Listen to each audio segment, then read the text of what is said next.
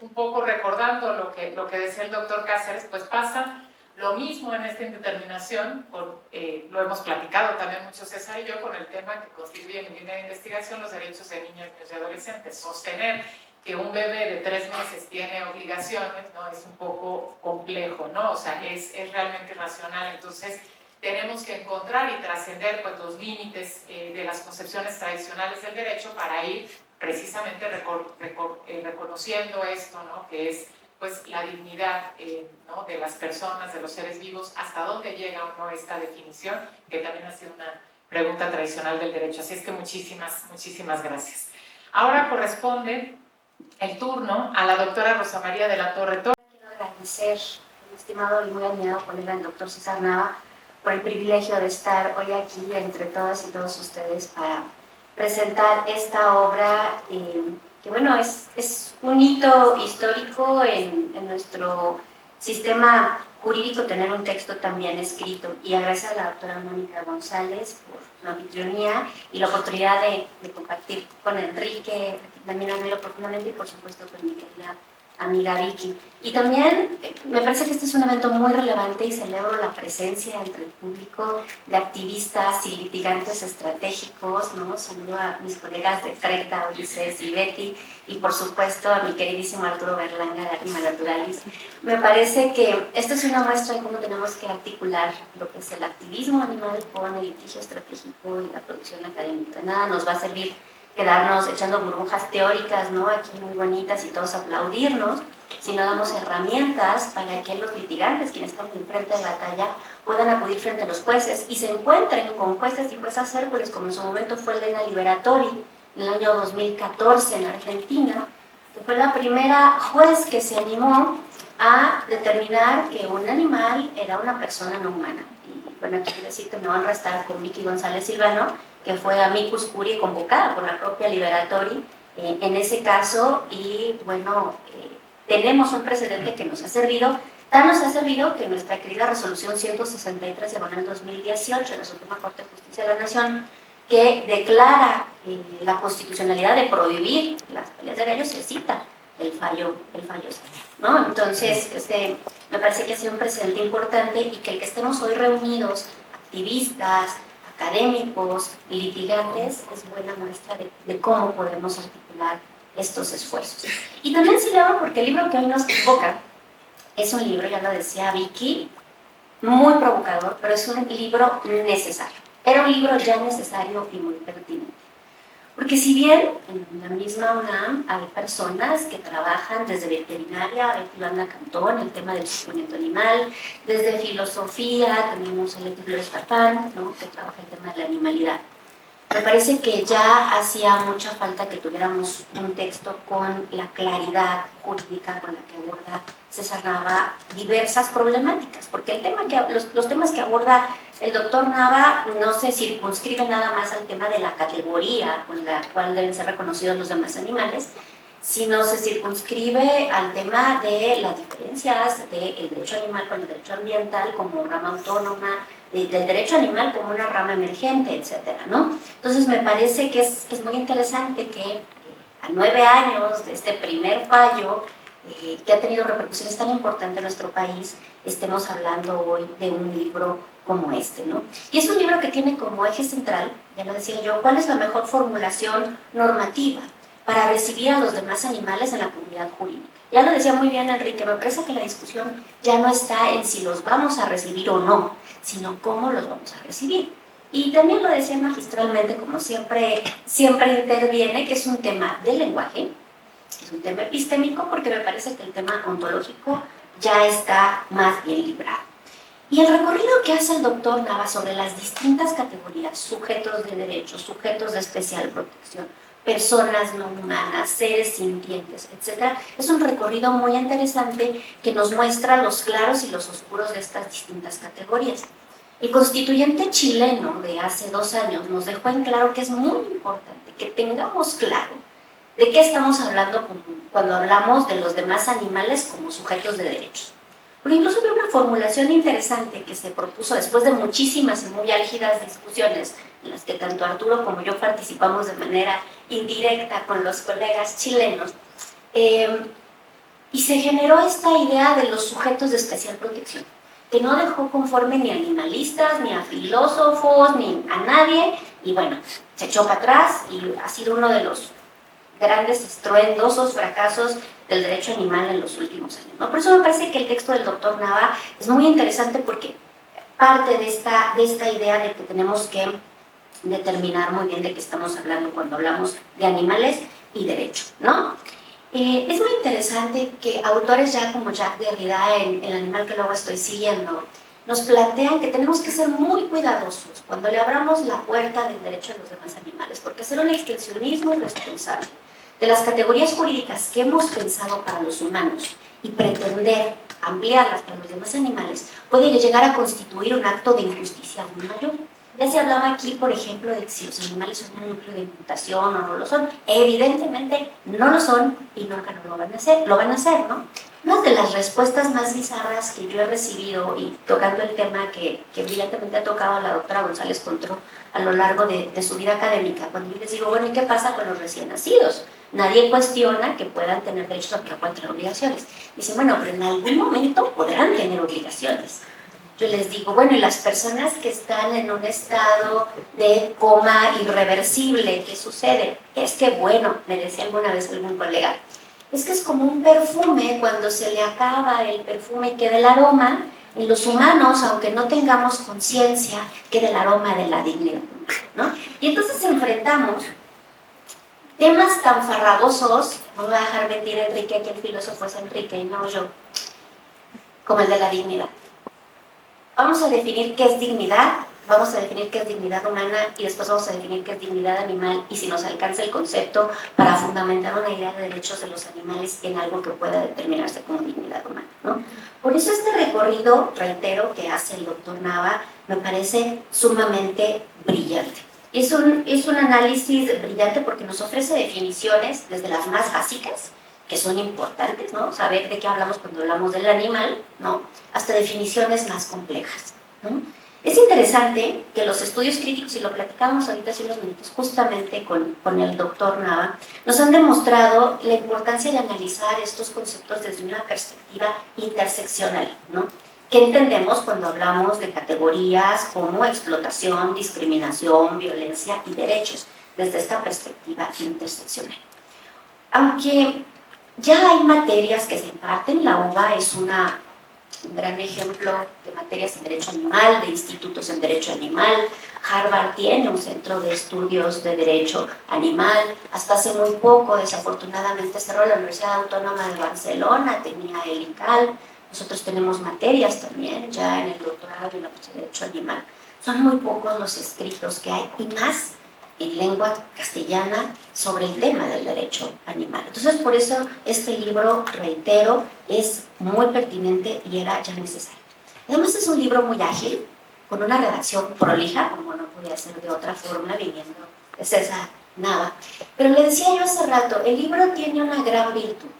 Yo cuando escribo siempre pienso en mis alumnos. Es un libro que los alumnos de bachillerato pueden leer y no se pierden. Pero también es un libro que a los académicos nos aporta muchísimo. Entonces es un libro que combina profundidad con facilidad de lectura. Y eso es difícil de compaginar, ¿no? Encontramos o libros muy densos o encontramos libros que están muy bonitos, muy bien escritos, pero que al final no nos dicen demasiado, ¿no? Desde sus reflexiones preliminares, y ahí ya empecé yo a empatizar todavía más con el libro, el doctor Nava da buena cuenta de las burlas de las que somos sujetos, aquellos que trabajamos el tema del derecho animal. Y de cómo nuestros propios colegas nos miran ya no como una verdad, sino directamente como locos de atar, ¿no? Por intentar redefinir categorías como personas, ¿no? Como derechos desde una perspectiva novedosa e interseccional y mucho más flexibles, ¿no? Entonces ya de ahí me parece que es muy interesante que los lectores empiecen a ser empáticos con el doctor Nava y con quienes trabajamos el tema, ¿no?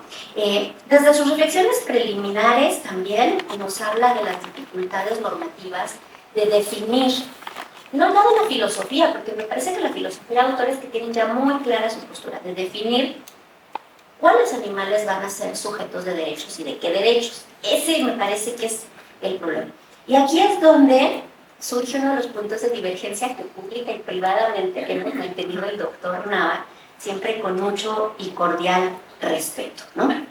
Porque él argumenta que los derechos no son para todos los animales, como muy bien nos explicaba ya Enrique Cáceres. Y yo sostengo, a riesgo de ser considerada como una radical y como una loca, que no podemos incurrir en especismos de segunda o tercera categoría, que cuando hablamos de derechos para todos, es para todos. Sí, querido Enrique, incluso las cucarachas. Porque entonces tendríamos que buscar mecanismos de evasión, de inhibición, de esta interrelación entre animales y animales, como los categoriza Donaldson y Kim Lika, ¿no? Con quienes debemos compartir este espacio. Y el doctor Nava ya resolvió ese problema, fíjate, en un libro de 2015. Yo soy afortunada, tuve uno de los últimos ejemplares de esta edición, donde trata el caso de los capomixtlis y los perros ferales en las hermosas áreas de protección ecológica. Entonces sí, ahí sí, todos los animales tienen un derecho a ser tratados con respeto, aun cuando sean consideradas, no me gusta el término, especies invasoras, ¿no?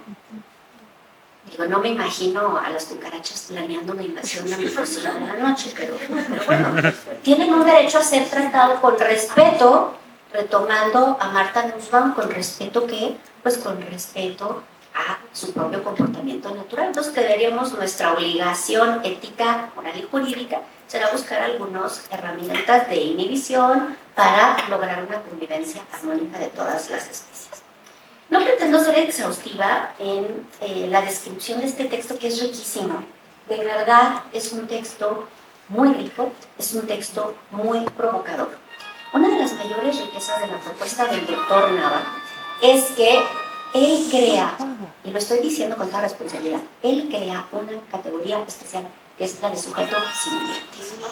Y esto es muy interesante porque hace una justificación de por qué piensa que podía ser este tertium genus, ¿no? Lo que en la teoría jurídica se conoce como un tertium genus. Hace tiempo que varios animalistas decidimos dejar de pelearnos con los civilistas. Vamos a dejarle su categoría de persona. Núcleo de imputación de derechos y obligaciones. Viva Kelsen forever. Pero nosotros no necesitamos la categoría de personas para poder incluir a los demás animales. Fíjense lo que voy a decir, me voy a meter en un problema filosófico, Enrique. Como agentes jurídicos, como pacientes jurídicos. Ojo ahí, ¿no? Una de mis grandes críticas a Reagan y compañía es esta idea de los pacientes jurídicos. Por eso esta idea del sujeto sintiente, me parece que si bien es una idea que esboza de manera preclara el doctor Nava, merece un libro especial y solito para que el doctor Nava nos cuente de qué hablamos cuando hablamos de sujeto sintiente. Y ese yo quiero invitar, doctor Nava, a que sea el siguiente libro, porque me parece que por ahí va muy bien. Vamos muy bien por ahí, ¿no? Aunque la propuesta de este libro es eminentemente jurídica, no deja de lado los argumentos filosóficos. Esto es muy importante porque hasta hace muy poco se pensaba que íbamos a encontrar la definición de categorías o la redefinición de categorías como sujetos en el derecho. ¿Qué es el sujeto? ¿Qué es el agente? Es una discusión lingüística y es una discusión filosófica, ¿no? ¿Qué es la sintiencia? Aquí necesitamos irreductiblemente la participación de la neurociencia comparada, de las ciencias cognitivas, de la etología, para poder determinar qué entendemos por sintiencia. Porque parece que brincamos, y esto parece, ¿no? La historia de la epistemología, brincamos de un paradigma para abrazar otro sin cuestionarlo. La idea de la sintiencia parece ser que es como nuestra tabla de salvación para decir, bueno, van a tener derechos todos aquellos seres sintientes. ¿Y qué es un ser sintiente? Si a mí me lo preguntan como budista, en mi tradición me dicen que todo ser vivo es un ser sintiente. Pues ahí ya tenemos un primer problema filosófico. Pero incluso las neurociencias comparadas tienen problemas para determinar hasta dónde llega la sintiencia, ¿no? Y esto es muy interesante, porque el doctor Nava parece partir de dos premisas y dice que no todos los animales serán considerados sintientes. Yo digo, entonces los animales tienen que demostrarnos la sintiencia para que tengamos una consideración moral y jurídica hacia ellos. Si bien la sintiencia ha sido entendida como una puerta de entrada a la consideración moral, ética y jurídica, no es la única ni suficiente. Incluso el mismo Tom Regan, ¿no?, cuando escribe el epílogo en 2016 de su caso en defensa de los derechos de los animales, ¿no?, y hace un matiz de esta tabula rasa que él había planteado a principios de los años 80 para definir como sujetos de una vida a todos los animales mamíferos normales de mayores de cierta edad. Y dice, a ver, no, yo con todos los avances que aportaron las neurociencias comparadas, ¿no?, y la etología en los últimos años, ya me manejo con mucha mayor precaución, ¿no? Entonces me parece que es interesante, ¿no?, porque es el propio Descartes quien abre esta brecha filosófica cuando en el discurso de Hamlet, en la quinta parte, titulada Cuestiones de física y diferencia entre nosotros y los animales, deja muy claro que tanto los humanos como los demás animales, en primer lugar, somos máquinas biológicas y que lo único que nos hace diferente, en palabras cartesianas, es el alma racional, es decir, esta capacidad de conciencia. El pensamiento cartesiano ha impregnado el pensamiento filosófico, jurídico occidental, y bueno, ahora tenemos más cartesianos que Descartes, ¿no? Y abre una brecha ontológica que ha confinado a los animales a la prisión de una sintiencia muy reducida. Pues yo digo que utilizar el concepto de sintiencia sin una definición adecuada pues puede resultar hasta cierto punto peligroso. Incluso el propio Descartes, en su intercambio epistolar con Henry Moore, el poeta y filósofo inglés, abre la puerta a una duda cartesiana, porque cuando Henry Moore le pregunta si él está seguro que no todos los animales tienen razonamiento, lo que le contesta Descartes es que él no tiene las herramientas para entrar en la mente de un animal y que por lo tanto no puede determinar si un animal tiene razonamiento o no, y que ante la duda prefiere asumir que no la tienen. Esta duda cartesiana ha sido reformulada muy recientemente por filósofos como Oscar Ortega, que nos dice que ante la duda de si un animal tiene o no sintiencia, es preferible decantarnos por un criterio prudencial de que sí tiene sintiencia. Lo anterior, aunado a la multiplicidad de conceptos, definiciones y alcances de la propia palabra sintiencia y del concepto de sintiencia, que también es polisémico. Desde las neurociencias hay un concepto, desde la filosofía hay otro, desde las religiones filosóficas orientales hay otro, como en el caso del budismo, etc., ¿no? Aunque actualmente la sintiencia se entiende en una perspectiva mucho más compleja que la simple capacidad de experimentar placer y dolor, sino también como la capacidad de experimentar complejos procesos cognitivos. Pero de nueva cuenta, y esto lo hemos platicado con Betty Banda, nos enfrentamos al problema de determinar qué especies pueden experimentar o no estos complejos procesos cognitivos. Porque si lo que hacemos es evaluar a los demás animales con las pruebas cognitivas que están diseñadas para los humanos, pues evidentemente los animales no van a poder resolver problemas complejos y entonces van a resultar unos perfectos estúpidos a la luz de las neurociencias puramente humanas, ¿no?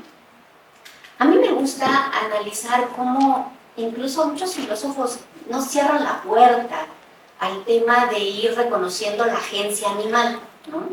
Y desde la fenomenología nos llegan propuestas filosóficas de que todo aquel ente con capacidad de darse cuenta de su propia subjetividad, de la forma que lo haga, aunque no nos lo demuestre, puede ser considerado con el carácter de sujeto. Me atrevería a decir que incluso autores como Heidegger dejan abierta la puerta.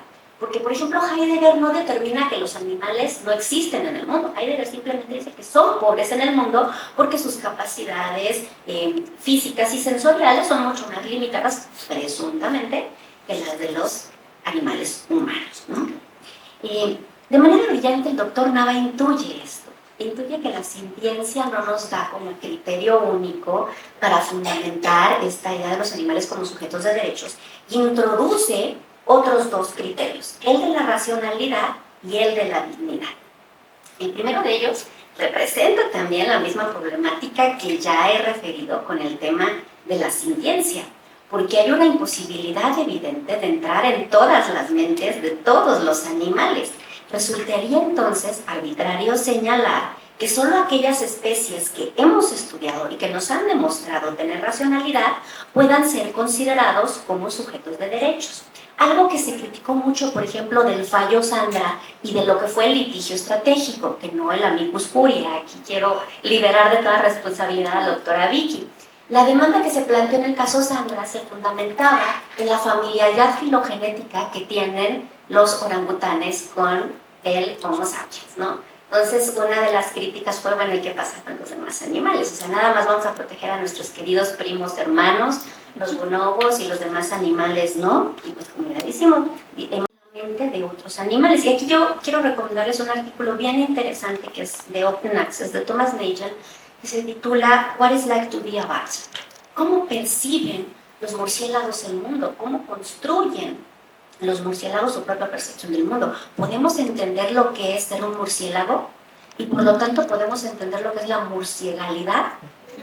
Es muy difícil llegar a entender eso, ¿no? Incluso el mismísimo padre de la etología, Jacob von Westphal, ¿no? Este librito maravilloso que se llama Andanzas por los pequeños mundos circundantes, afirma que hay tantos mundos como intérpretes del mismo hay. Y que cada animal, desde su propia subjetividad, entendiendo la subjetividad como las capacidades físicas y cognitivas del entorno donde se desarrolla o se inserta, no es su propia interpretación del mundo. Evidentemente no es el mismo, y empieza von Westphal este libro con el caso de la garrapata. Es un animal fascinante. Sí, también las garrapatas tienen derechos. Aunque se monten en el lomo de mis perrijas, también las garrapatas tienen derechos. Por otro lado, el concepto de dignidad también representa sus problemas filosóficos. No es el momento ni el foro, ¿no?, para hablar de los problemas que el concepto de dignidad ha tenido para fundamentar la idea de derechos humanos. Una de las grandes críticas que se hace al concepto de derechos humanos es esta débil fundamentación en esta idea de la dignidad, ¿no? Entonces, utilizar este término podría representar también algunos problemas, ¿no? El doctor Nava hace una referencia muy interesante a la filósofa norteamericana Martha Nussbaum y teoría del enfoque de las capacidades. Y aquí resultaría muy interesante desarrollar tanto Amartya Sen como Martha Nussbaum renuncian a la idea de dignidad como un concepto abstracto. Ellos prefieren hablar de una vida digna de ser vivida. Y esto representa establecer una serie de criterios que nos permitan evaluar cuándo una vida es digna de ser vivida, sin tratar de definir abstractamente el concepto de dignidad. Así, si uno observa, yo les voy a invitar a todos que visiten el zoológico Benito Juárez de la ciudad de Morelia, donde tenemos un leopardo desde hace 27 años en una jaula de 7 metros cuadrados. Mire, 7 metros cuadrados porque yo lo he medido con estos medidores de láser. No es necesario ser veterinario, etólogo, filósofo, etcétera, para entender cuál es el conjunto de capacidades de los leopardos que tienen una florecer. Y no es necesario saber esto para darnos cuenta que estamos ante una profunda injusticia, ante un acto de ningún fundamento ético y que por lo tanto debería ser considerado como ilegal. Por ello, yo invito al doctor Nava a que podamos platicar esta idea de una vida digna de ser vivida y poder reformular, ¿no? Las reflexiones del doctor Nava son propuestas muy interesantes y me parece que este libro va a inaugurar un conjunto de debates, de argumentaciones, de foros, de tesis, es decir, va a ser un detonador en toda la expresión de la palabra. Lo digo muy humildemente, ha sido un detonador en mi mente para pensar, repensar y cuestionar muchas de estas características, porque estoy perfectamente abierta a que nadie tenemos la verdad absoluta y que juntos, desde la divergencia respetuosa, podemos construir argumentos muy sólidos siempre en favor de los demás animales. El doctor Nava hace una afirmación en la página 137 que detonó en mí una serie de reflexiones. Dice textualmente el doctor Nava: ha quedado claro que los humanos no son animales y viceversa. Y esto a mí ya me llamó poderosamente la atención, Porque, como afirmé anteriormente, incluso Descartes no niega la animalidad de los seres humanos. Todos somos máquinas biológicas, racionales. Bueno, Aristóteles no nos negó la animalidad. Somos el zoon politicón, diría nuestro querido doctor Rabinovich de la UCA, ¿no? Incluso Darwin, ¿no? En El origen del hombre, escrito 10 años después del origen de las especies, pues nos recuerda que el Homo sapiens es una especie más dentro del reino animal y que el tema de la inteligencia es una cuestión de grado, simplemente, ¿no? Entonces es interesante una afirmación de esta naturaleza porque podría malinterpretarse por espíritus menos bien intencionados o por gente menos instruida como una brecha ontológica. Que justamente esta falsa brecha ontológica, esta falaz brecha ontológica es lo que ha confinado en las construcciones normativas, filosóficas y éticas desde Descartes hasta la fecha a los animales a la prisión de seres inferiores. No pretendo que este comentario sea tomado como una crítica injusta y poco informada. Quiero reiterar todo lo contrario. Mi profundo reconocimiento al libro del doctor Nava, porque me parece que es la semilla de la que van a germinar muchísimas discusiones muy productivas y muy fructíferas en favor de todos los demás animales, porque todos somos animales y todos logramos ser beneficiados del trabajo brillante, prolijo y excepcional del doctor César Nava. Muchísimas gracias.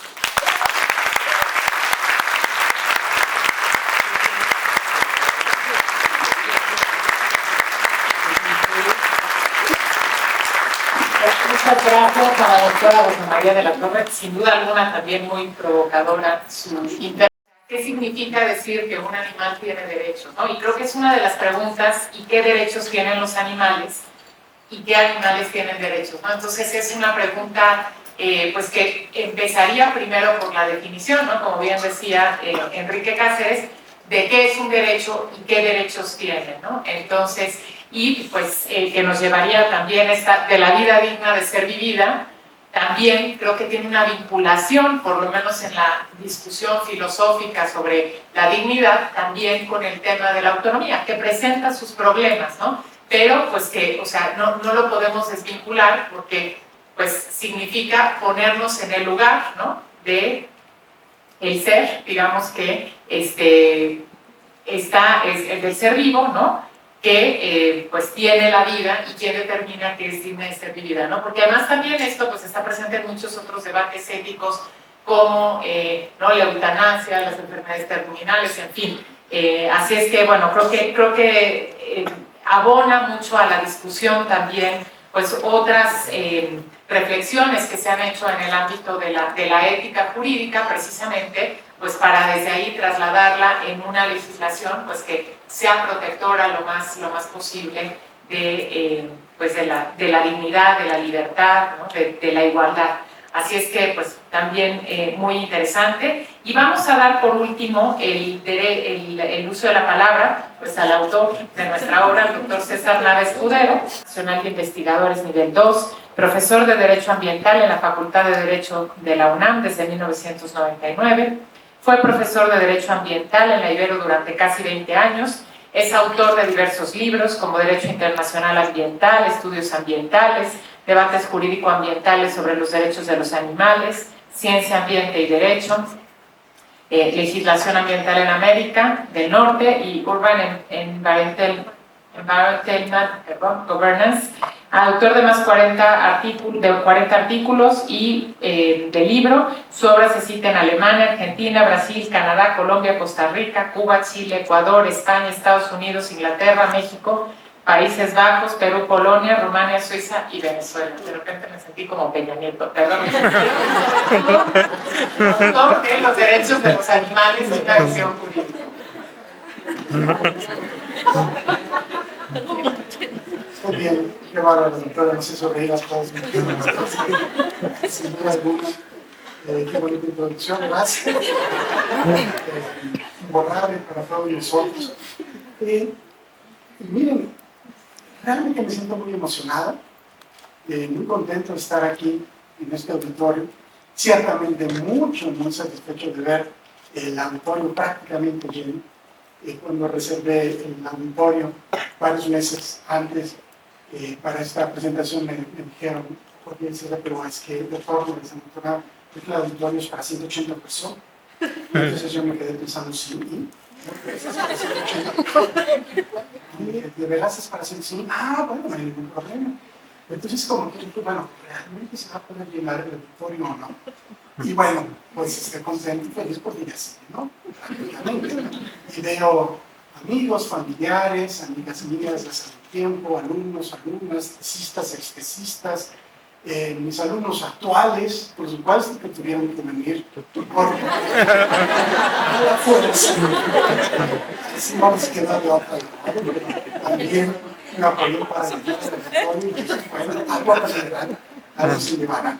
Entonces sí, realmente hablando de sentirse, hablando de seres vivos, hablando de sentimientos, condiciones, emociones, pero yo me siento un ser vivo lleno de emociones. Y emociones por muchas razones, ¿no? Quizá la segunda gran emoción después de ver este auditorio así es el hecho de tener físicamente el libro. Porque en este mundo que avanza a pasos agigantados las técnicas y la cultura audiovisual, a veces me pregunto si no le estará ganando ya el libro en formato impreso.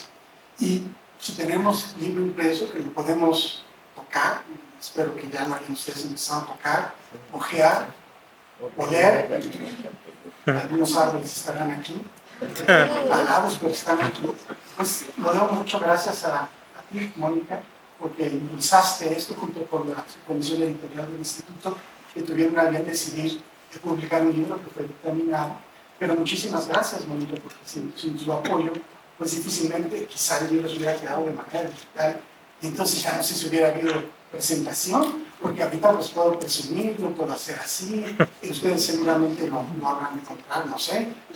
Sí, y es muy bello tener este sentimiento. Entonces, de verdad, muchísimas gracias, Mónica. Estos comentarios, estas reflexiones, este sentimiento, y lo que escuchaba a todos los participantes, sus bellos y muy importantes comentarios, recordé lo que en alguna ocasión dijo Carlos Fuentes, este gran escritor mexicano, que en paz descanse, en una obra que se llamó En esto creo, a principios de este siglo, que es una comparación entre lo que estaba suponiendo la cultura del libro y la importancia de las bibliotecas con la cultura audiovisual.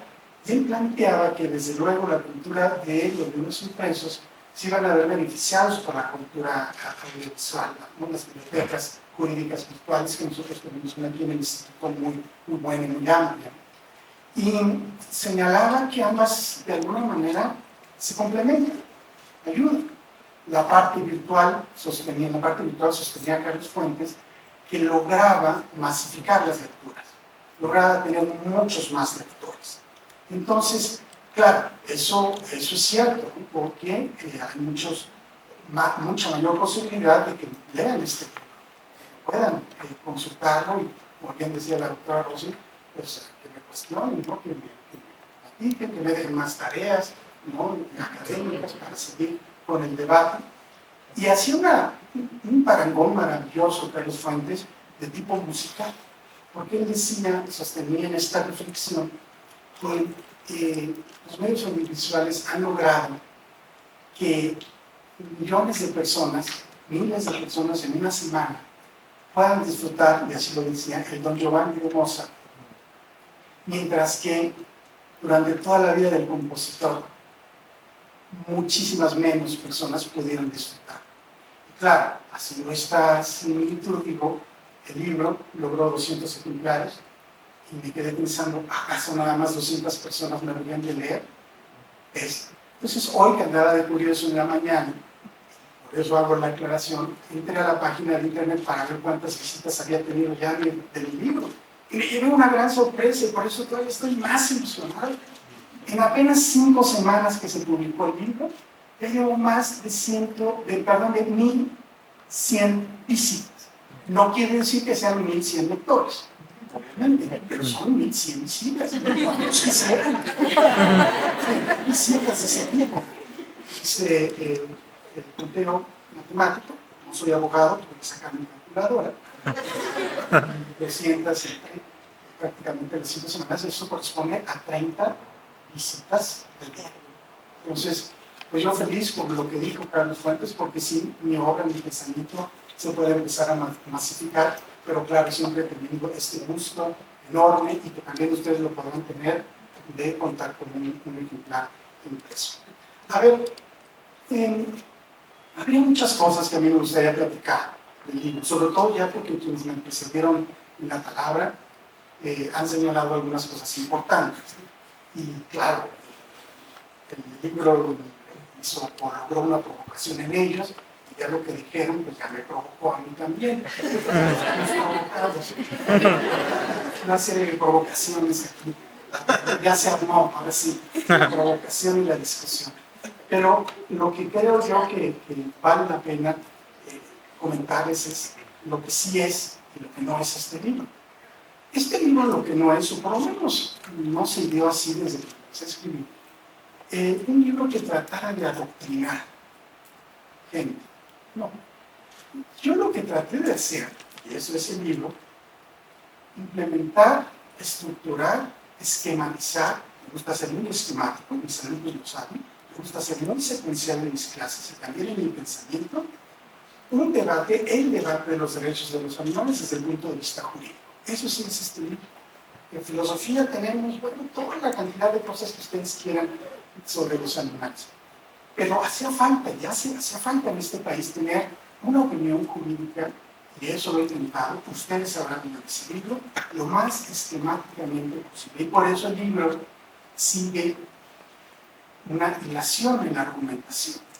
Si ustedes abrieran el libro en la página 79 y empiezan a leer a partir de la 79, no, pues ya, no van a entender muchas cosas y van a decir, bueno, ¿qué está diciendo? ¿O por qué lo está diciendo?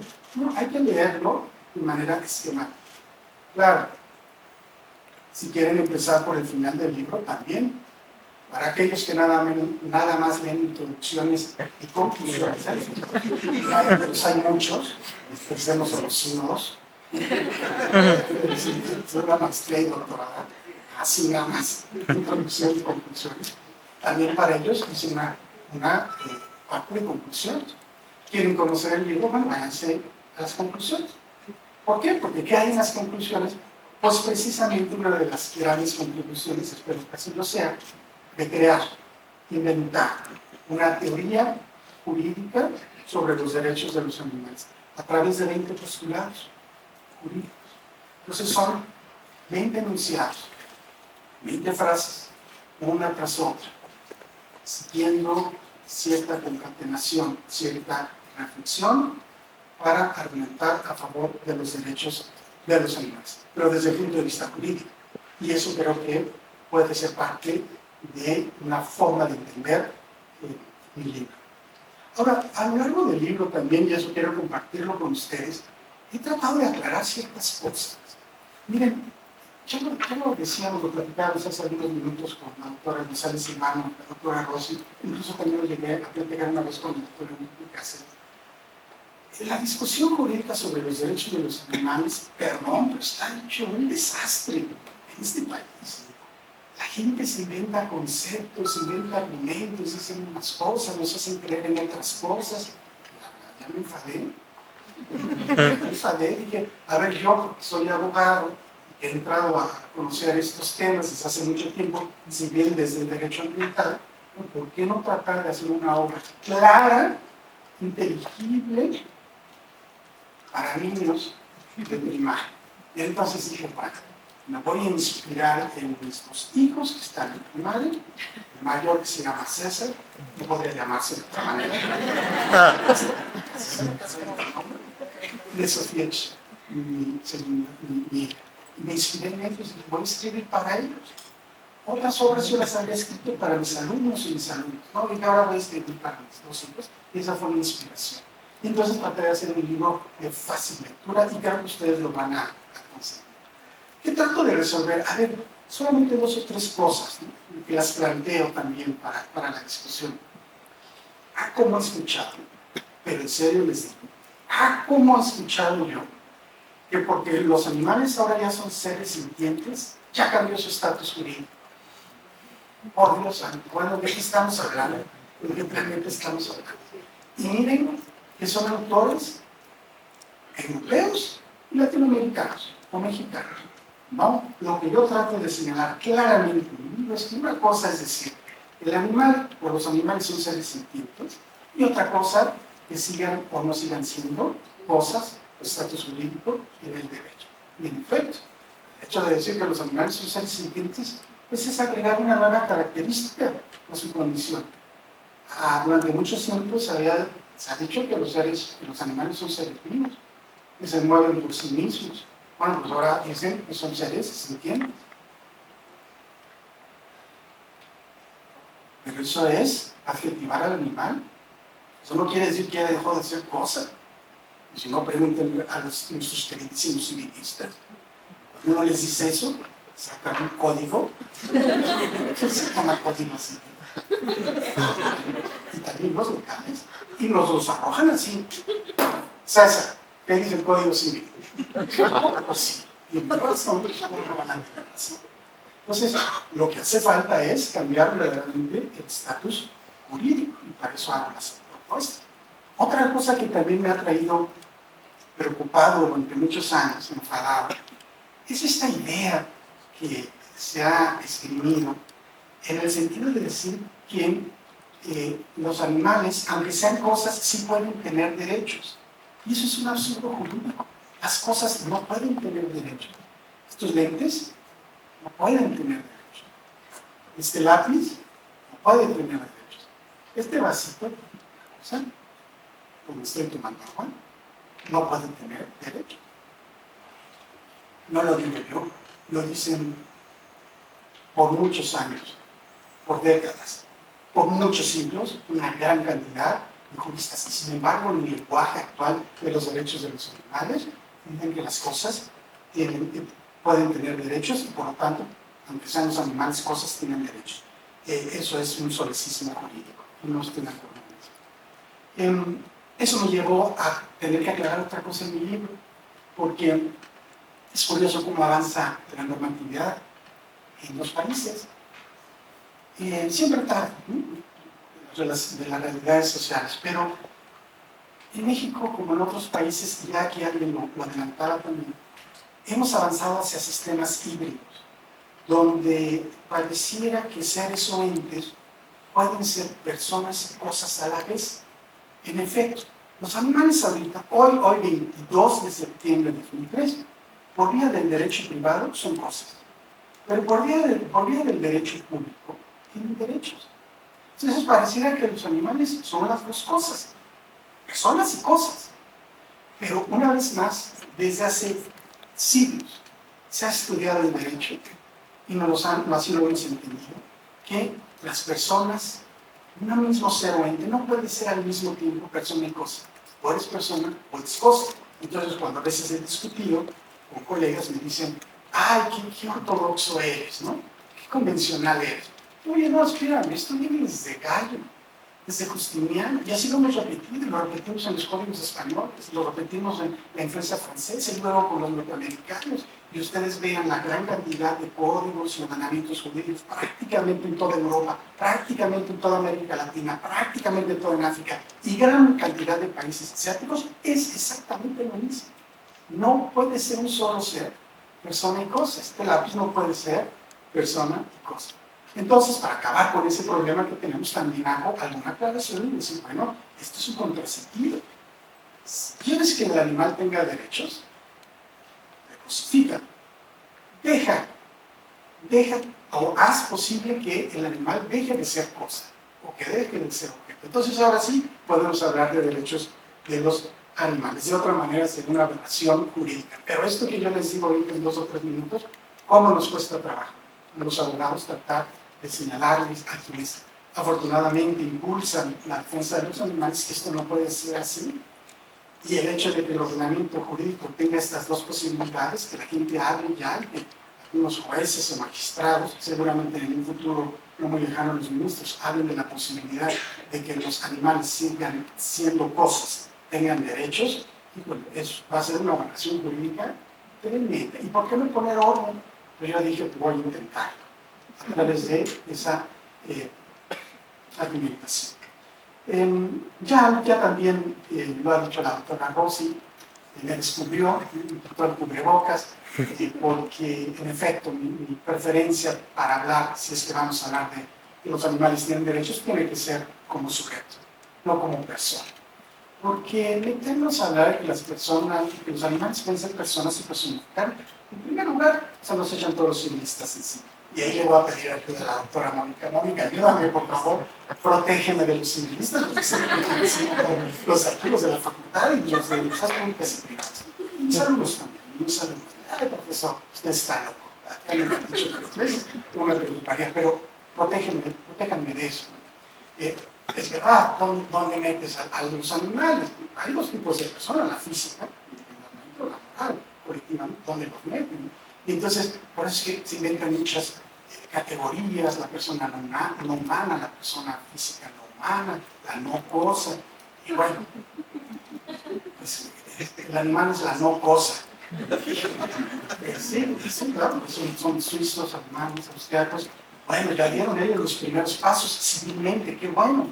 Pero ¿cómo podemos decir lo que algo es a partir de una negación jurídica? A ver, explíquenme ustedes.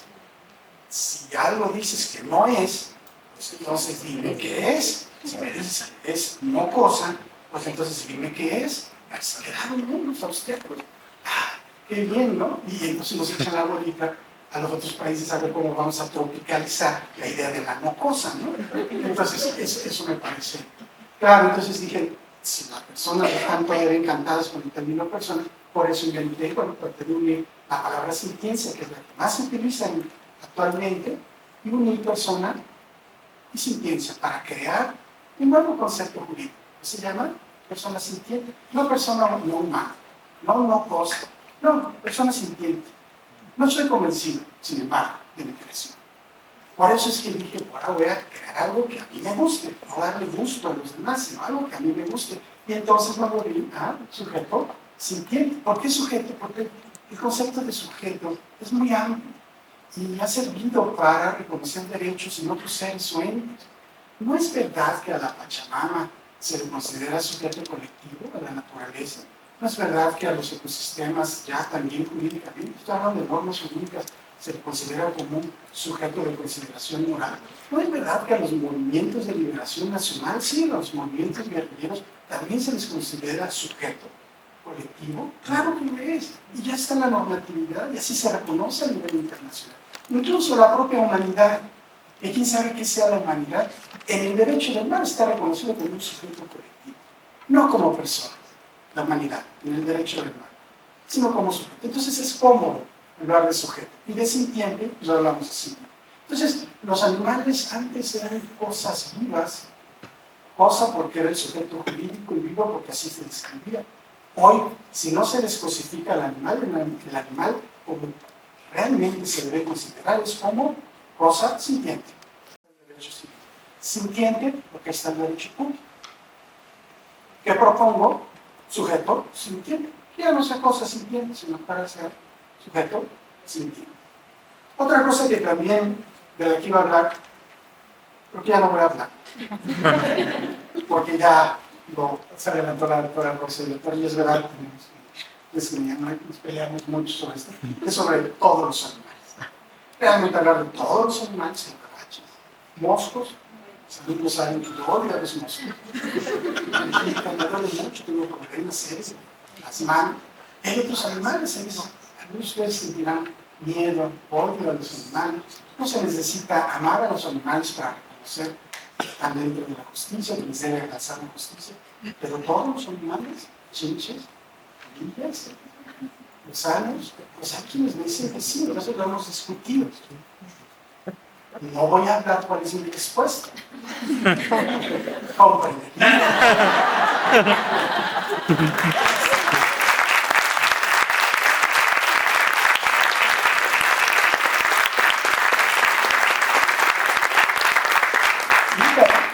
léanme y entonces van a saber mi respuesta y van a ver, creo que lo van a saber. Es, la verdad, yo lo considero, y así lo digo en mi libro, el lado flaco de la argumentación de los derechos de los animales es esta, la más difícil. La de, jurídicamente hablando, la de todos los animales, y parte nada más para antojarlos un poco, para provocarlos, es que yo digo, pues hay que clasificar. Clasificar es horroroso, es odioso, es subjetivo, es arbitrario, pero ¿saben qué? Es inevitable. Los seres humanos nos hemos pasado clasificando todo. Y vaya que el pensamiento occidental sabe de eso. Cuando vinieron a estas tierras, bueno, también lo comentábamos, de Flora González y vamos a recordábamos a aquellos franciscanos, Juan de Zumárraga, que dijo, pues estos códigos son del diablo. Y los tomó. Estos códices son del diablo y los tomó.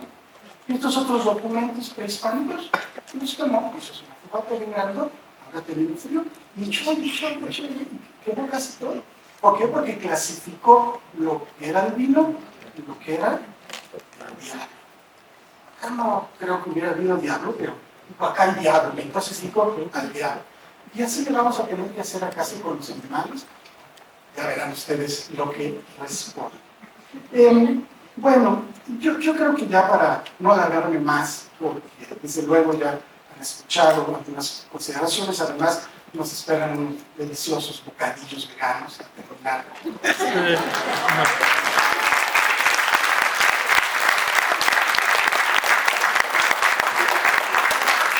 Vamos a subir el auditorio. Ese dinero. Ahora sí, estoy ofreciendo unos bocadillos veganos. Me ha ayudado mi equipo de alumnas a conformarlo. Serán salados y dulces. Cortesía del instituto. Muchas gracias. Habrá café, que es muy bueno para el instituto.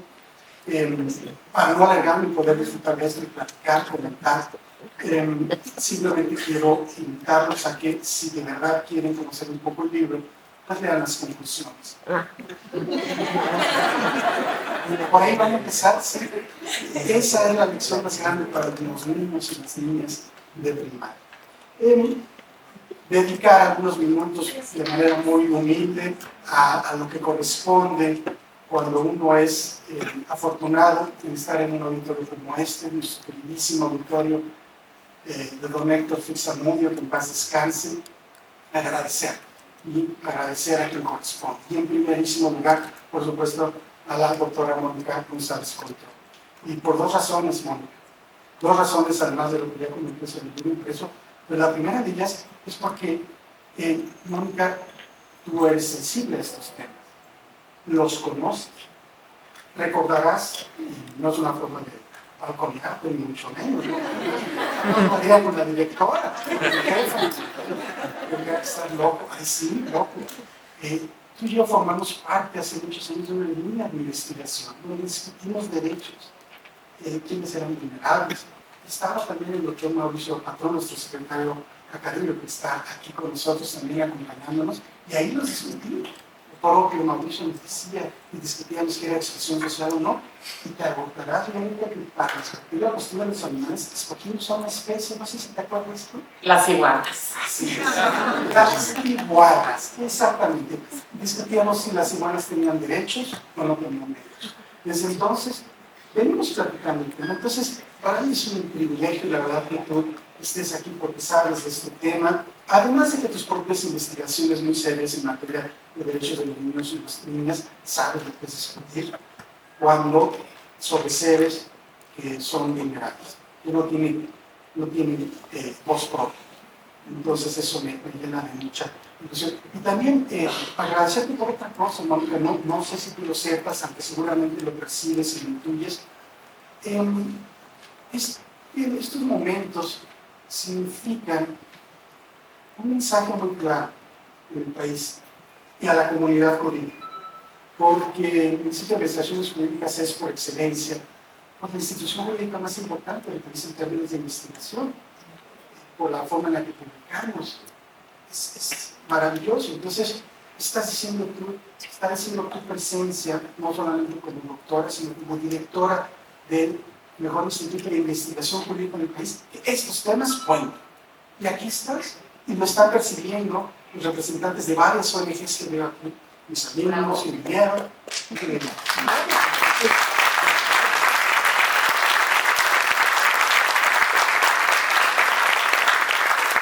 Creo que es algo verdaderamente digno de tenerlo, y es un mensaje claro y fuerte, una cosa que te agradezco y seguramente los que están a favor de esta discusión te lo agradecen. También a la doctora Vicky González Silvano, que bueno, no habíamos tenido oportunidad de conocernos físicamente, solo a través de YouTube.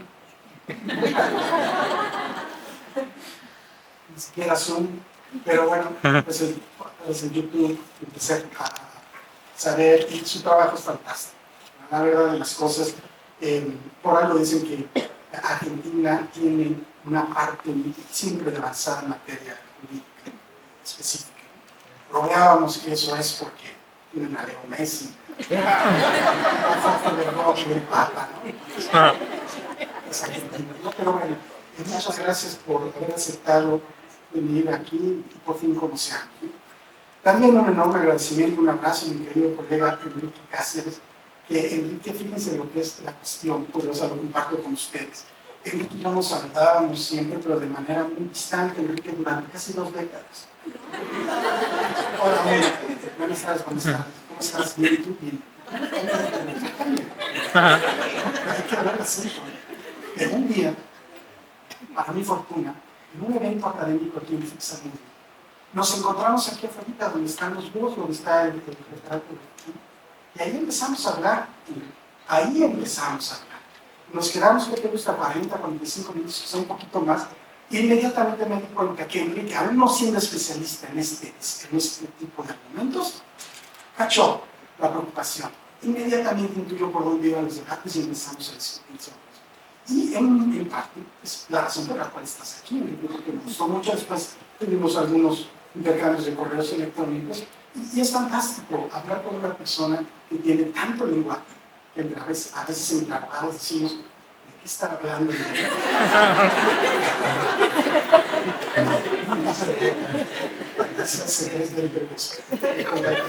¿Qué estás hablando?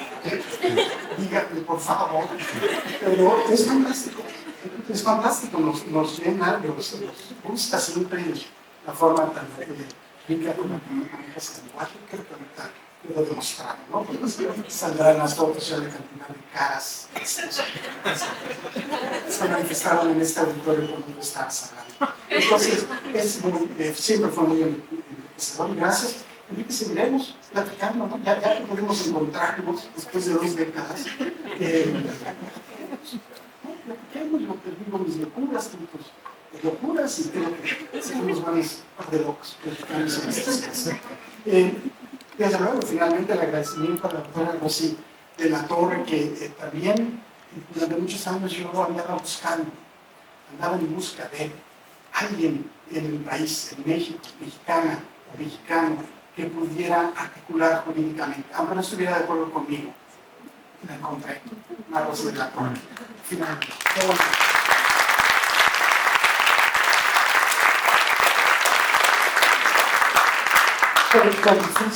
Fue difícil que nos pudiéramos encontrar.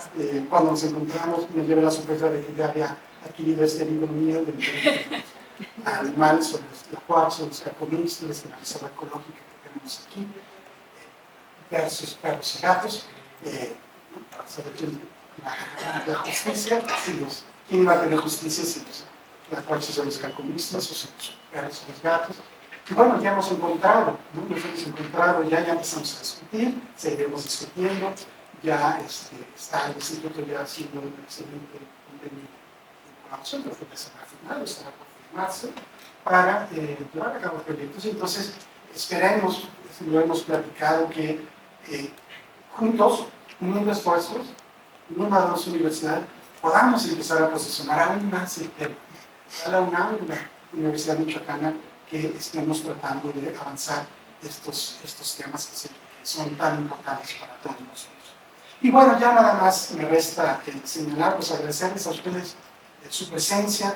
En verdad, veo familiares, amigos, amigas, representantes de muchas ONGs que me acompañan. Qué bueno que estén aquí, me da muchísimo gusto. Desde luego, como debe ser, de manera muy humilde, hay que reconocer el gran apoyo que he tenido de mi esposa aquí presente, la doctora Alicia Gutiérrez.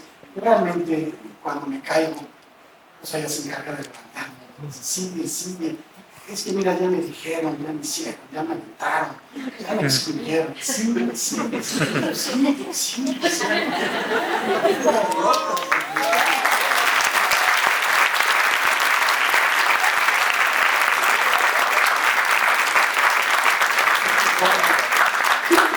Quiero contar con una doctora en Derecho en casa. Y agradecer desde luego a mi madre y a mi hermano, que también son fuente de empuje, que están aquí conmigo.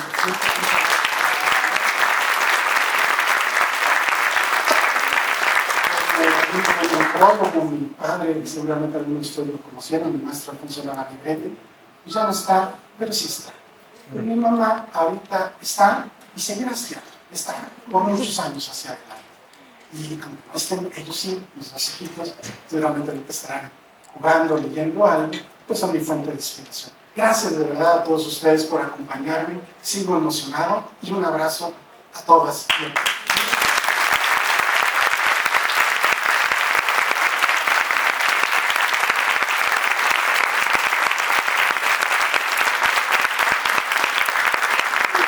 Pues muchísimas gracias de verdad pues, al doctor César Nava, a todos los panelistas por esta espléndida presentación del libro. Les invitamos, ¿no? Como bien mencionó el doctor César Nava, pues a tener aquí un pequeño convivio, que nos invite el doctor César Nava y pues a seguir charlando y pues, seguramente autografiar libros. Así es que muchísimas gracias y muy buenas tardes a todos.